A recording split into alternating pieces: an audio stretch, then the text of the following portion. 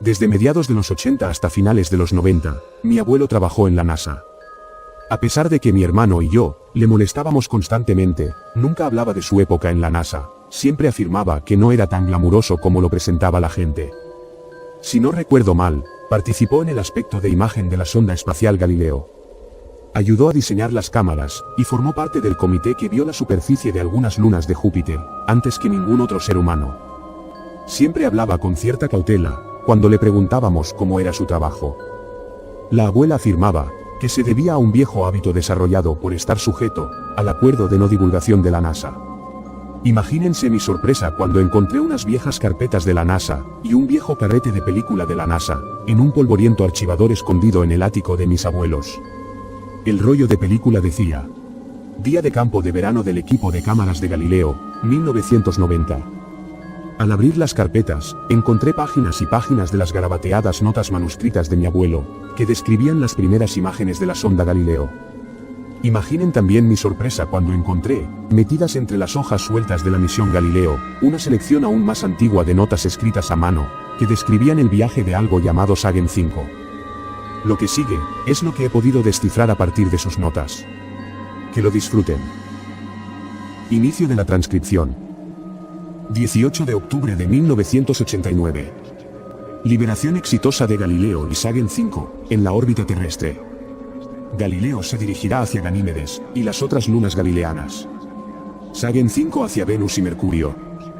La misión principal es aterrizar, si es posible, en la superficie de Venus, y tomar muestras físicas de la corteza y la atmósfera.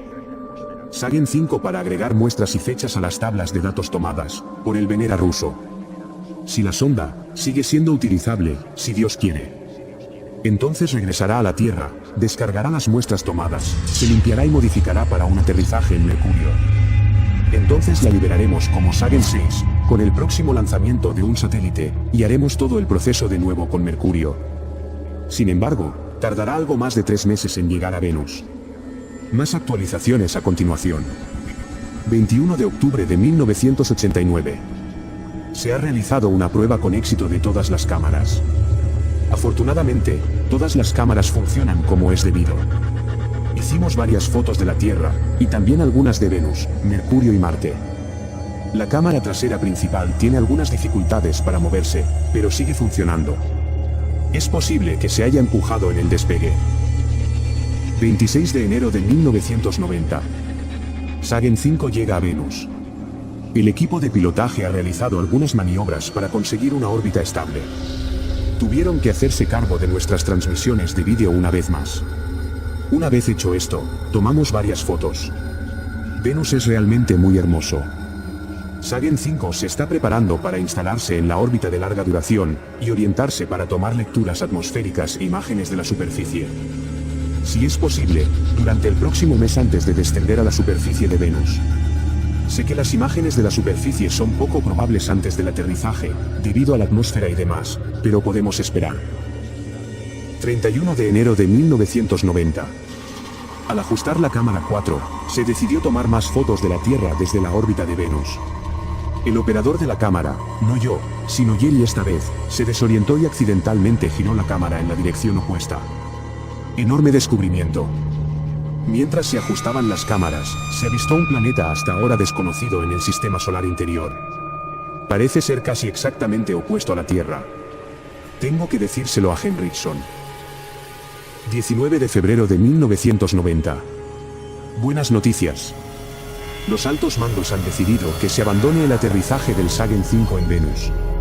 La NASA ha determinado, y todos estamos de acuerdo, que el uso único del equipo de aterrizaje de Sagan 5 se aprovecharía mejor en este nuevo planeta.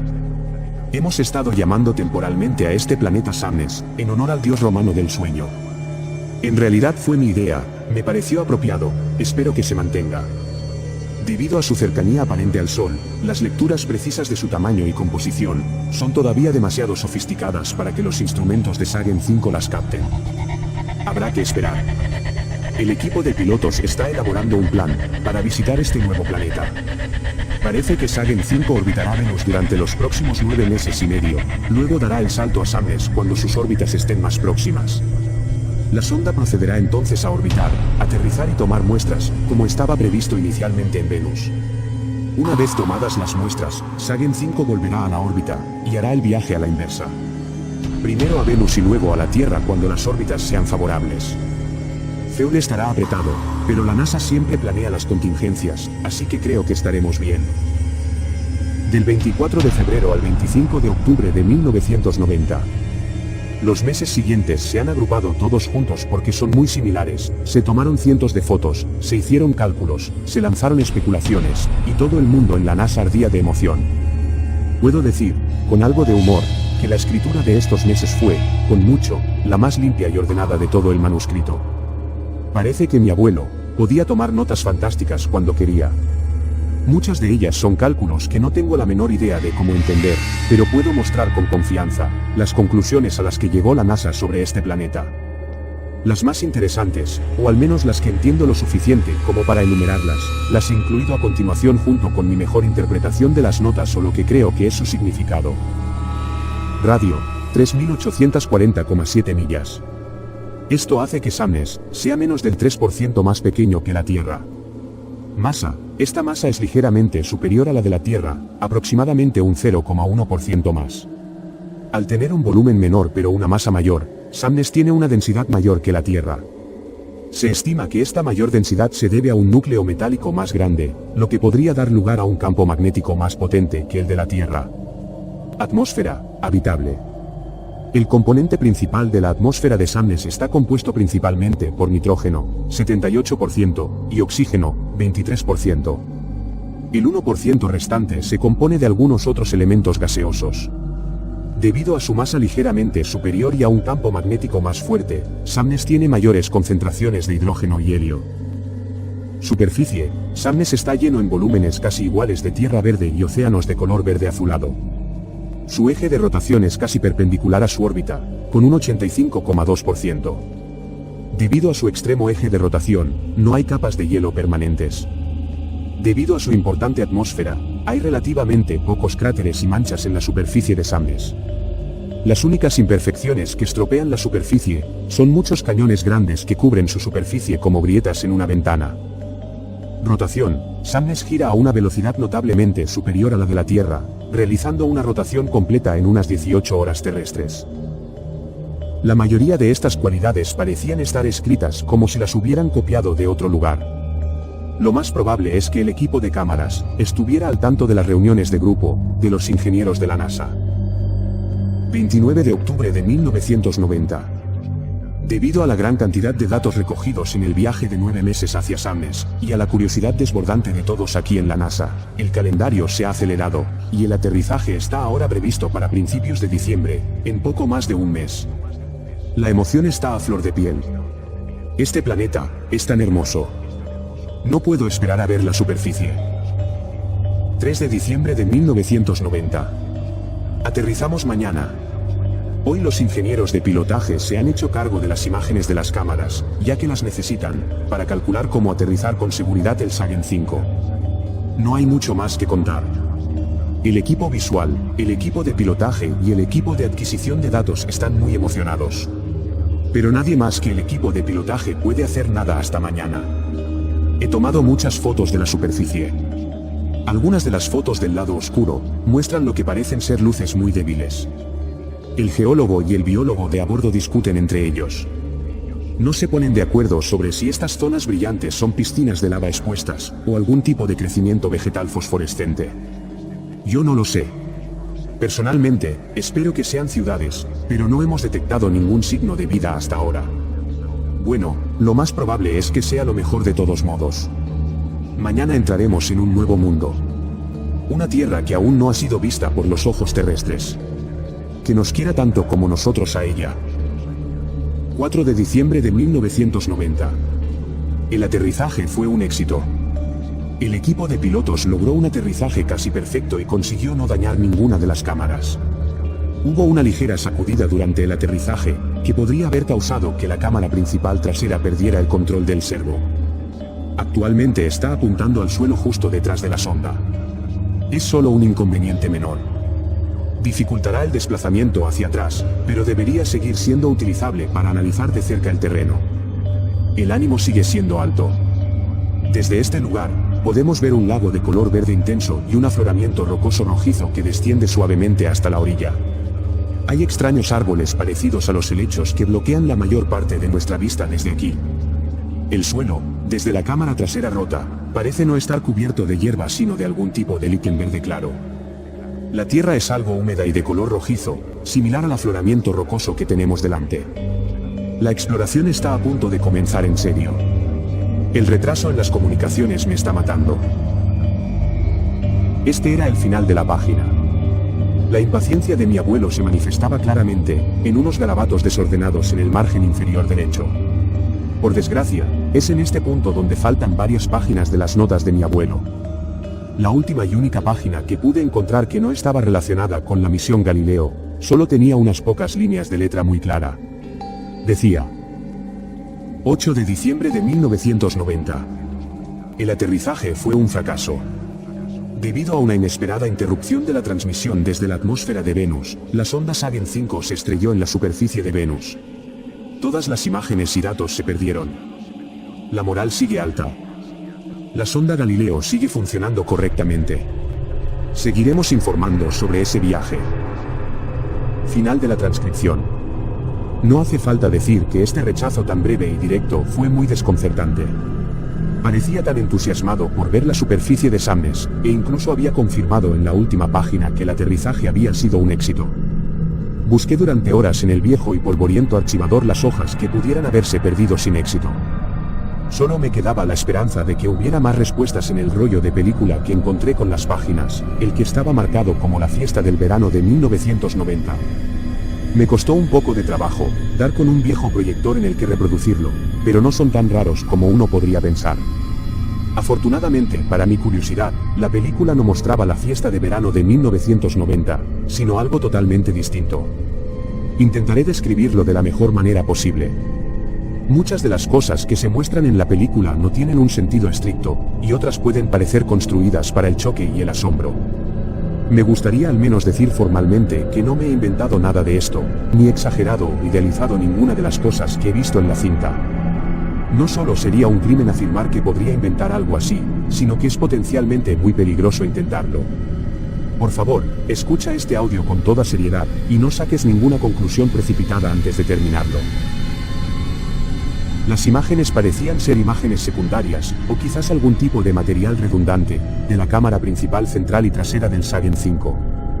Cada una de las 6 cámaras tenía su propia pantalla, y las 4 más pequeñas parecían estar a la derecha de la película. Mi cámara apuntaba a las 2 pantallas grandes de la izquierda, que mostraban la cámara delantera y la cámara trasera. Debajo de la cámara delantera, que era la más baja de las dos, el equipo de cámaras y el equipo de pilotaje estaban sentados en sillas plegables, detrás de un escritorio lleno de tazas de café, restos de comida y papeles sueltos. Mi abuelo controlaba lo que parecía ser la cámara principal delantera. Estaba sentado en el centro, sosteniendo un pequeño joystick, y justo a su lado había otro señor mayor, que sostenía un aparato de control mucho más complicado. Supongo que era el piloto al mando. Juntos conversaban y señalaban ligeramente las pantallas. Como se trataba de un rollo de película y no de un vídeo digital, no había sonido. Me pareció que estaban planeando los movimientos de la sonda en tándem, ya que hay un retraso de más de 16 minutos, en las correcciones que pudieran tener que hacer. No estaba detallado en las notas de mi abuelo, pero parece que la sonda Sagan 5 almacenaba en su interior una pequeña minisonda, que se iba a utilizar para la recogida de muestras físicas. No tengo forma de demostrarlo, pero esta pequeña sonda parecía estar construida, de forma similar a un pequeño buggy. Todas estas suposiciones se basan en lo que apareció en la pantalla rota de la cámara 4, y el pequeño vistazo que vi de la sonda principal. La descripción de la cámara era Sagan Mini. El rollo de película saltó, y el equipo de cámaras, el equipo de pilotos y la posición del paisaje alrededor de la sonda Sagan Mini, se movieron. Se me ocurrió que probablemente es que la película fue cortada y remendada, en los largos tramos en los que el retraso de las comunicaciones obligó a los equipos de la NASA a esperar. Las imágenes parecían estar tomadas a unos 15 centímetros del suelo, y apenas se veían 2 pequeñas ruedas de color gris oscuro en las esquinas inferiores de la pantalla. En la pantalla superior, había un pequeño punto gris que bajaba lentamente por la ligera pendiente hacia el lago verde. El Sagan Mini parecía dirigirse primero hacia el agua, y según los señalamientos y las miradas generales de los equipos de pilotos y cámaras, se preparaba para subir la pendiente hacia el afloramiento rocoso de la izquierda, fuera de la vista. Sin embargo, por el momento, la pequeña sonda se estaba abriendo camino sobre las pequeñas raíces, que sobresalían del suelo conectadas a los gigantescos árboles verdes, que rodeaban a ambas sondas. Estos árboles tenían, según mi mejor estimación, entre 6 y 7 metros de altura y estaban cubiertos del mismo tipo de liquen verde claro, que cubría el suelo de este bosque y el campo de más allá. Sus troncos estaban ligeramente distendidos en el centro, como un barril, y eran muy anchos con pequeñas depresiones o pliegues, que subían por su altura perpendicularmente al suelo. A medida que los troncos se acercaban a la copa de estos árboles, el crecimiento similar al de los líquenes en los troncos se detenía, y los troncos se dividían hacia afuera en cientos de pequeñas ramas, que se abrían en abanico, y luego continuaban hacia arriba durante otros pocos metros. En la parte superior de estas ramas, se encontraba lo que parecía ser una única y enorme hoja, diría de casi 1 centímetro de grosor, que se conectaba a cada uno de los pequeños soportes de las ramas verdes. Toda la planta, árbol o helecho u otra cosa que desconozco, parecía ser esponjosa o gomosa. Temblaban e incluso se estiraban ligeramente con lo que parecía ser una suave brisa que soplaba desde la orilla del lago por la suave pendiente. Aunque la película no emitía más sonido que el suave chasquido del proyector, la escena parecía tranquila. No se veía ningún movimiento en el gigantesco bosque de lirios, salvo las suaves ondulaciones de los propios árboles de lirios. No parecía haber bichos ni pequeñas criaturas en el bosque. No se podía encontrar ninguna huella discernible, salvo las 2 pequeñas pisadas creadas por el Sagan Mini. Era sereno, pero también ligeramente inquietante, estar observando un mundo y sentir que eras lo único que había allí. La tensión parecía aumentar entre los ingenieros y científicos. Parecían estar discutiendo algo que mostraba una de las cámaras laterales de la sonda principal Sagan 5. Desgraciadamente para mí y para ti, nunca sabremos de qué se trataba porque esas visualizaciones estaban fuera de la pantalla. Independientemente de las discusiones, la Sagan Mini había recibido sus órdenes varias horas antes, así que siguió su lento camino hacia el agua verde esmeralda. Tras unos 2 minutos más de movimiento, la pequeña sonda debió llegar al final de su viaje preprogramado, porque se detuvo a unos 3 o 4 metros del borde del agua. El agua, que no parecía ser un océano, y en cambio, era probablemente un lago muy grande de unos cuantos kilómetros de ancho. Su agua, de un verde intenso, estaba quieta, salvo por las ligeras ondulaciones causadas por la suave brisa. A lo lejos, casi en el horizonte, el Sagan Mini pudo distinguir más de esos extraños árboles con forma de lirio, y algo más que parecía ser una hierba gigantesca.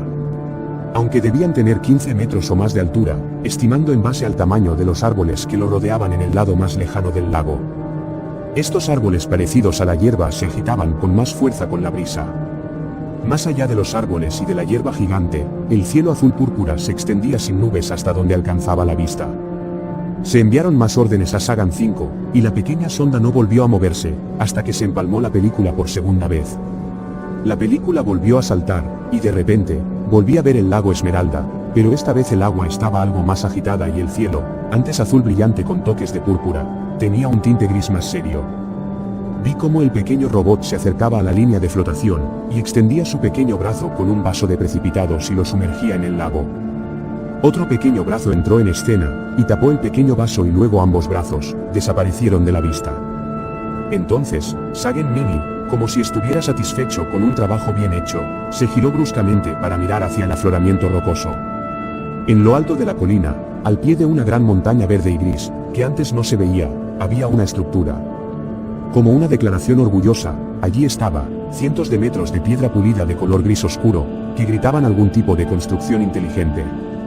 No parecía haber ningún otro signo de vida inteligente que pudiera ver ninguna de las 2 sondas, solo este orgulloso pilar. Frustrantemente la Sagan Mini estaba viajando en un camino ligeramente alejado del gran pilar. En su lugar, se dirigía lentamente hacia la formación rocosa rojiza situada a la derecha de este extraño pilar. Ajena a la frenética excitación de todos y al alboroto de gestos y gritos, la minisonda continuó con su camino preprogramado, y comenzó a analizar las polvorientas rocas de color marrón rojizo. Me gustaría decir que estas rocas eran nuevas y extrañas, como la vida vegetal, pero a mí solo me parecían rocas. Después de un largo rato de mirar las rocas, de que la tripulación debatiera sobre el mejor curso de acción, la película finalmente volvió a mostrar a la pequeña sonda, viajando por la suave pendiente rocosa. El cielo estaba oscuro, y al principio era muy difícil distinguir los alrededores de la sonda. Como es lógico, Samnes no tiene lunas y sus noches son muy oscuras. La única luz provenía de las estrellas. La sonda Sagan Mini no estaba equipada con una cámara de visión nocturna, pero la Sagan 5, de mayor tamaño, sí. En la pantalla superior apenas podía distinguir la pequeña minisonda remota, contra las rocas mientras subía fuera de la vista. Cuando la pequeña sonda continuó subiendo, la película se empalmó de nuevo, y pude ver la salida del sol detrás de las montañas. Lo digo en serio, no solo por el lugar, el amanecer en Samnes fue el más hermoso que he visto nunca. Debido a la atmósfera ligeramente más densa, el amanecer fue más espectacular que el mar rojizo aquí en la Tierra. Detrás de las montañas rojizas, cubiertas de suave líquen verde claro y esponjosos árboles de lirio, el cielo alienígena era de un rojo intenso. A lo largo del borde de la montaña, el cielo era casi rosa chicle. El cielo rosa y las nubes rojas dieron paso suavemente al rojo, luego al granate y al púrpura, antes de mezclarse con el profundo púrpura negro, que era el cielo nocturno. Desde la sonda Sagan 5, que seguía orientada hacia el lago de abajo, el cielo rojo y púrpura se reflejaba en el agua verde esmeralda del lago, y se difuminaba ligeramente a través de la fina niebla, que se cernía a unos metros de la superficie del lago. Era hipnotizante. Cuando el sol empezó a salir del todo, y los rojos y morados profundos se desvanecieron hasta convertirse en azules lavanda brillantes, la sonda Sagan Mini llegó por fin al afloramiento con el enorme obelisco alienígena. A medida que Sagan Mini se acercaba a la enorme estructura, su reflejo era visible en la piedra pulida de color gris oscuro. En la piedra pulida parecían aparecer pequeñas hileras de puntos y garabatos. Las hileras rodeaban el obelisco y parecían extenderse hasta su cima en intervalos de unos 30 centímetros. Antes de poder analizar los puntos y garabatos, el obelisco cambió. Empezando por la parte inferior y continuando hasta donde la pantalla podía mostrar, la superficie del obelisco se resquebrajó en escamas tan pequeñas que eran difíciles de ver. Luego, ondulando hacia arriba y saliendo del suelo por debajo de la minisonda, estas pequeñas escamas parecían dar la vuelta para quedar del revés, y luego se reformaban en una superficie pulida. En la superficie, que creo que ahora es seguro asumir que no es de piedra, había diferentes garabatos y puntos. Estos garabatos y puntos no estaban uniformemente espaciados, sin embargo, estaban colocados directamente frente al Sagan Mini, y agrupados en una forma circular familiar. La Tierra. Miles o millones, es difícil saberlo, de estas diminutas formas, se agruparon para formar una versión casi fotorrealista de la Tierra, en escala de grises de casi 3 metros de ancho. Luego se onduló de nuevo y mostró un planeta similar, Samnes. Más ondulaciones, esta vez constantes, y la imagen en el obelisco de Samnes se alejó de los otros planetas y del Sol, para incluir a la Tierra al otro lado de su órbita compartida. A partir de aquí, la vista se acercó a la Tierra a través de nubes de garabatos y pasando por montañas de lo mismo. La vista cambió, a la silueta de un hombre y una mujer de pie juntos. Estas formas estaban orientadas de tal manera que los humanos aparecían sombreados, por lo que eran ligeramente tridimensionales. Otra ondulación. El hombre y la mujer volvieron a aparecer, esta vez estaban sombreados y parecían estar discutiendo. Otra onda. El hombre tenía a la mujer agarrada por el cuello y parecía estar estrangulándola mientras ella se desplomaba, inconsciente. Otra sacudida. El hombre seguía sujetando a la mujer, pero ahora estaba rodeado por otros 3 hombres que sostenían lo que parecían ser armas. Otra onda. Los 3 hombres celebran su victoria sobre los cadáveres, ambos inertes y uno con múltiples agujeros en la cabeza. Otra onda. La vista se aleja de los 3 hombres, para mostrar una ciudad en llamas. Cientos de pequeñas formas humanas huían del fuego central, mientras otros parecían atacarlos y robar en los edificios abandonados. Otra onda. La vista se aleja aún más, mostrando una campiña llena de árboles muertos y animales hambrientos, que observan una ciudad en llamas detrás de ellos. Otra onda, más lenta esta vez, más deliberada. Esta vez el obelisco volvió a mostrar la Tierra, esta vez envuelta en llamas, guerra y muerte. Entre el caos de la Tierra, salía un pequeño cohete. El cohete parecía estar en llamas. Otra onda. La nave cohete en llamas se mostraba en primer plano acercándose a Samnes. A través de la ventanilla de la nave, se ven hombres y mujeres con armas y celebrando. Otra onda. La nave se muestra en la superficie de Samnes, con las puertas abiertas y el fuego saliendo de todas las aberturas. Detrás del cohete, los hombres y las mujeres disparaban sus armas, contra los árboles de lirio en llamas, y arrancaban el líquen humeante del suelo. Otra onda. Sobre el cohete había una mano humana gigantesca, en el cielo, proyectando su enorme sombra sobre la escena de abajo. La mano había bajado, aplastando el cohete, los hombres y las mujeres, y extinguiendo el fuego. La vista mostraba ahora la Tierra, todavía en llamas y en caos, apretada por la misma mano y siendo apretada como una bola de estrés. Junto a la mano que sujetaba la Tierra, otra mano bloqueaba todos los cohetes en llamas que intentaban huir. Fue en este momento cuando comenzó la verdadera conmoción en la sala de control. Durante todo el encuentro con el obelisco, los miembros de la NASA permanecieron inmóviles, pero ahora, gritaban y señalaban algo fuera de la pantalla. Algunos parecían estar congelados, pero otros saltaban de emoción o de miedo ante el misterio fuera de la pantalla. La sonda Sagen 5 se movió con un repentino movimiento. No se veía nada desde la cámara que miraba hacia adelante, pero la sonda estaba siendo movida por algo que bajaba por la colina, hacia el lago. La cámara de la sonda Sagan Mini cambió a la cámara defectuosa 4. No se veía mucho de la entidad, ya que la cámara apuntaba al suelo, pero había una alteración en el líquen. Mientras que antes era suave y de color verde claro, ahora parecía vibrar en ondulaciones hacia afuera desde debajo de la sonda, en anillos de color blanco verdoso. Los pies de la sonda flotaban casi a medio metro en el aire, mientras la sonda era llevada fuera del bosque. Con un desenfoque verde grisáceo, la alimentación de la cámara rota se cortó y cambió a estática. El movimiento de la cámara frontal no cambió. La vista de Sagan Mini volvió a la pantalla inferior. El obelisco era una masa gigante de ondulaciones. Parecía como si hubiera millones de insectos atrapados en la superficie, que intentaban abrirse paso, a través de la cubierta exterior. Con una velocidad que no habría creído posible, el obelisco se redujo en altura y se expandió a lo largo de su base, envolviendo la pequeña sonda de exploración. La pantalla inferior volvió a cortar la estática. Solo la cámara frontal seguía funcionando. Junto con los equipos de la NASA, observé cómo la sonda giraba, y era llevada por la suave pendiente hacia el afloramiento, donde se encontraba el obelisco. En lugar de un obelisco en el afloramiento, ahora había una mano gris y pulsante. Pulsaba con furia, enviando ondas hacia arriba desde el suelo. A medida que la sonda seguía subiendo por la colina, el suelo alrededor de la mano gigante comenzó a agrietarse, y a partirse a medida que más del brazo explotaba del suelo haciendo volar rocas. Las rocas, grandes y pequeñas, que volaron hacia la indefensa sonda fueron apartadas por un borrón oscuro detrás de la cámara. A pesar de despachar docenas de rocas, lo que fuera que llevaba la Sagen 5 no parecía flaquear en lo más mínimo. La sonda continuó subiendo la ligera pendiente sin que la conmoción pareciera haberle hecho desistir. Al final, el viaje llegó a su fin. Sagen 5 se bajó bruscamente y el borrón oscuro rodeó la sonda por todos los lados, hacia la mano y el brazo gigantescos que esperaban. Como una gota de agua que entra en un charco, el borrón se combinó con el brazo gigante, y desapareció. Entonces, lentamente, pero ganando velocidad a medida que avanzaba, la mano gigante comenzó a caer hacia la sonda. Cada vez cayó más rápido, acercándose a los cientos de metros en poco más de un segundo. En el momento final antes de impactar, todos los millones de pequeños garabatos y puntos de la superficie del brazo gigante, brillaron en color verde, y la última transmisión de vídeo de Sagen 5 se cortó en negro. En la pantalla negra, cientos de diminutos puntos y garabatos verdes, se movían caóticamente como si fueran estáticos. Empezaron a reunirse en grupos más grandes que seguían rebotando por la pantalla. Finalmente, empezó a surgir un patrón, ya que los grupos de garabatos y puntos empezaron a agruparse en filas horizontales, a lo largo del vídeo en la gran pantalla. Letras en casi todos los idiomas principales que se hablan en la Tierra llenaban la pantalla, todas leyendo el mismo mensaje.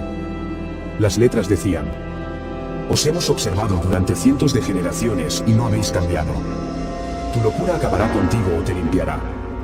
Incluso tú mantienes a tus locos alejados de la sociedad normal. Esta exhibición duró varios minutos. De repente, con un brillante destello blanco azulado, una esfera oscura se abrió frente a las pantallas de vídeo. Los papeles, la gente, las sillas y todo lo que estaba remotamente cerca del centro de la sala, salieron disparados hacia afuera, lejos de la esfera. Tan rápido como apareció la esfera, se desplomó sobre sí misma, succionando todos los papeles, personas y objetos sueltos hacia ese mismo punto.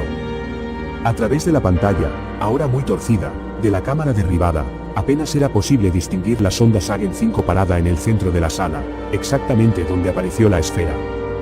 Es aquí, donde termina el rollo de película. No le he dicho a nadie más que he encontrado esto. Tengo miedo de que si esto crece demasiado, pueda volver a por mí. Nunca he oído hablar de ninguna sonda espacial llamada Sagen, y no he podido encontrar ninguna en Google. Alguien ha tapado todo esto. Alguien con mucho poder. Tengo familia y no quiero que se vean arrastrados a esto. Siento que la comunidad aquí tiene la cantidad justa de incredulidad y voluntad de escuchar. Si alguien parece tomarse esto en serio y no me pasa nada.